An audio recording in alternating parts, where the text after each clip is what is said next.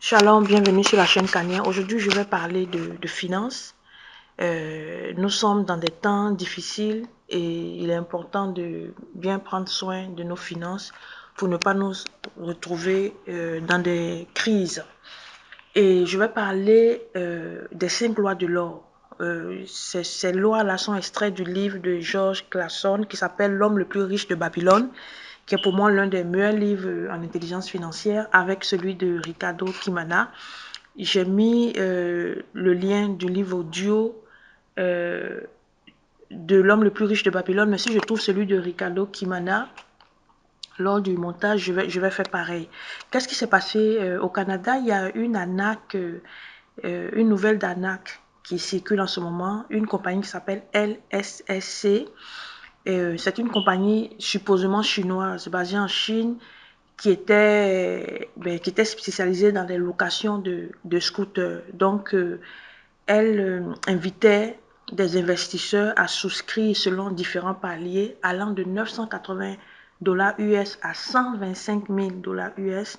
Et c'est de l'argent qui était déposé. Ce n'est pas comme de l'argent investi qui génère des intérêts. C'est de l'argent quand vous déposez dans la plateforme, l'argent n'est plus à vous parce que justement c'est un système de Ponzi et en fonction du niveau d'investissement, vous allez recevoir quotidiennement des gains.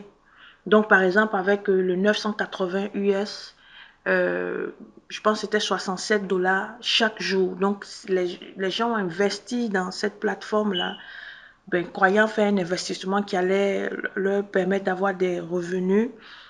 Mais le problème, c'est que c'est selon le site de l'AMF, parce qu'il y a eu des alertes depuis début juillet dans plusieurs provinces au Canada, présentant cette compagnie-là ou ce business-là comme une arnaque. Et le présentant comme une arnaque de Ponzi. Les arnaques de Ponzi sont des arnaques qui sont basées un peu sur un système pyramidal. Donc, en fait, on vous fait croire que l'investissement est rentable, mais en fait, il n'y a aucune rentabilité.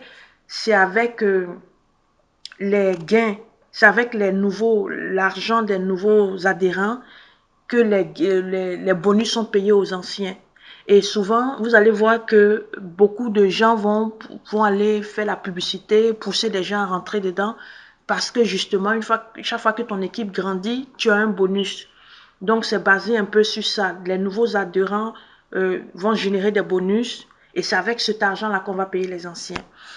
Et donc, pourquoi ça m'amène à parler des 5 lois de l'or? Parce que nous vivons des temps difficiles. La Bible dit dans Apocalypse 6 qu'il arriverait un moment au temps de la fin où une mesure de blé euh, coûtera un denier, alors que le denier, c'était le salaire journalier d'un ouvrier à l'époque très ancienne.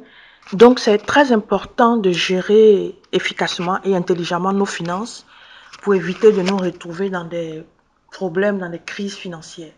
Donc, la première loi de l'or, c'est que l'or vient à celui qui met de côté au moins un dixième de ses revenus. Donc, cette première loi-là, elle nous enseigne à avoir une culture de l'épargne, une culture vraiment systématique de l'épargne. Et quand, et quand on veut investir, il faut éviter de s'endetter pour investir. Par exemple, dans le cas de ce business LSSE, il y a des gens qui sont allés puiser dans leur marge de crédit, leur carte de crédit, qui sont même allés emprunter de l'argent pour se lancer dans ce business-là. Et avec cette situation où ils ne peuvent pas retirer, ils n'ont plus accès à leur argent sur la plateforme, ça fait que la perte est vraiment double. Donc, ça, c'est la première loi de l'or, c'est l'épargne, avoir une culture de l'épargne. Et la deuxième loi de l'or, c'est que l'or travaille avec diligence et se multiplie pour la personne qui trouve un emploi rentable ou qui trouve une affaire rentable. Donc, quand on a la culture de l'épargne, donc on a de la liquidité, on a de l'épargne. Quand on a des opportunités rentables et qu'on s'y met, parce qu'on a du cash, on a de l'argent disponible, l'or se multiplie. Donc cette deuxième loi-là, elle dit que c'est essentiel de fructifier son argent ou son or en investissement dans des affaires ou des opportunités qui sont rentables. Et la troisième loi de l'or, le principe dit que l'or s'accroche à la protection de la personne qui investit son or auprès des personnes sages. Donc, dans cette loi-là, ce qu'elle nous enseigne, c'est qu'il faut bien s'informer avant d'investir. Il faut approcher des personnes qui s'y connaissent dans le domaine visé. C'est très important. C'est très important. Et ça fait en sorte que son or est protégé, ou son argent, ou son investissement.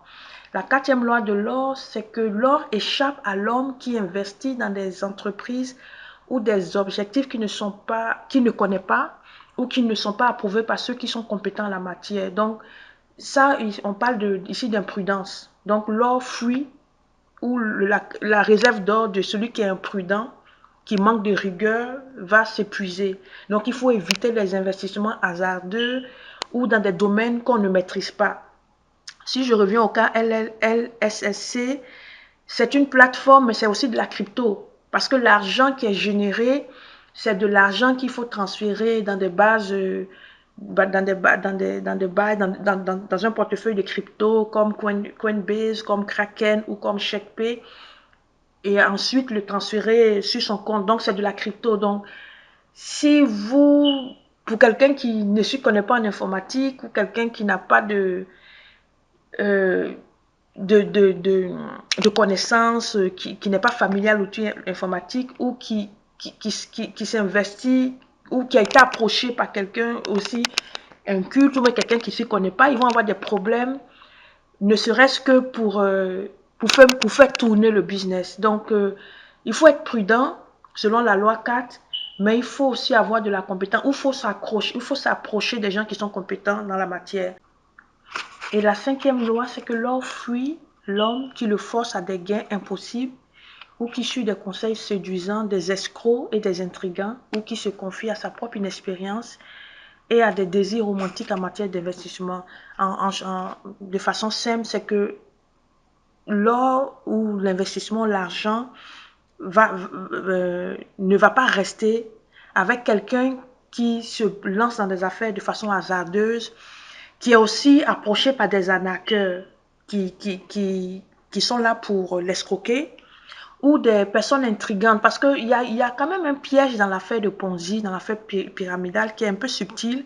C'est que un ami peut vous approcher de bonne foi pour vous inviter à l'affaire, oui, de bonne foi, mais un ami aussi ou une connaissance peut vous approcher un peu de mauvaise foi. Parce que le système de Ponzi, comme j'ai dit tantôt, c'est des systèmes qui fonctionnent par rémunération quand quelqu'un entre. Donc, la personne qui va vous faire entrer va avoir un bonus parce qu'il a fait venir un adhérent, mais il ne vous dira pas. Et souvent, c'est à cause de ce tapas-là, cette volonté de vouloir faire du gain que, bon, les gens souvent vont vous, je dis pas harceler, mais vont vous presser, vont être insistants. Et c'est dangereux de se mettre dans une affaire sans s'informer, sans bien s'informer. Par exemple, depuis le 4 juillet, officiellement sur le site de l'autorité des marchés financiers du Québec et aussi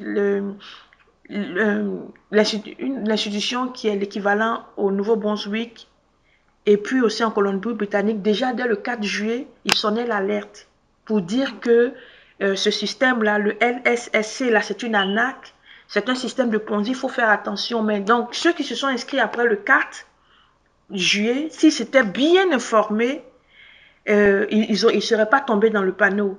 Donc, en résumé, prochainement, si vous êtes face à une opportunité, la première chose, est-ce que j'ai une épargne qui est conséquente pour me lancer dans cette opportunité?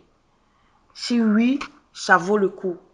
Mais c'est dangereux d'aller prendre des cartes de crédit, des marges de crédit ou d'aller emprunter de l'argent parce que si l'activité ne fonctionne pas, comme c'est le cas LLCC pour le moment, bon, ça pourrait changer, vous allez perdre doublement de l'argent. Donc, pour avoir une stabilité financière ou pour prospérer financièrement, il faut avoir la culture de l'épargne et il faut avoir la culture d'épargner au moins un dixième de ses revenus. La deuxième loi, c'est que quand on a cette épargne-là, il faut s'assurer que l'opportunité dans laquelle on se lance est rentable. La troisième loi, il faut avoir de la rigueur. Il faut prendre connaissance de l'opportunité, il faut demander conseil auprès des gens qui s'y connaissent dans le domaine des gens d'expérience. C'est très important de bien s'informer. La loi numéro 4, elle fait référence à la nécessité aussi de bien s'informer, d'être prudent, rigoureux pour éviter les pertes. Et la cinquième loi, c'est d'éviter les domaines dans lesquels on n'a pas d'expérience et d'aiguiser vraiment son discernement pour éviter les arnaques. Et je rappelle encore que quand on lit les prophéties de l'Apocalypse, il y a des prophéties qui parlent de crise économique qui s'en viennent. Et on est déjà dedans là, avec l'inflation, le marché de l'emploi qui baisse, les jeunes qui ont de la misère même à trouver des petits emplois. On voit que ça commence à brasser et c'est pas le moment comment on dit, de faire comment, du fait du gambling ou c'est pas le moment de faire des erreurs graves avec nos finances. Parce que quand Dieu permet que nous ayons un peu d'argent, il faut que nous apprenions à gérer prudemment ce que Dieu nous donne, surtout dans ces temps dans lesquels nous vivons. Que Dieu nous bénisse.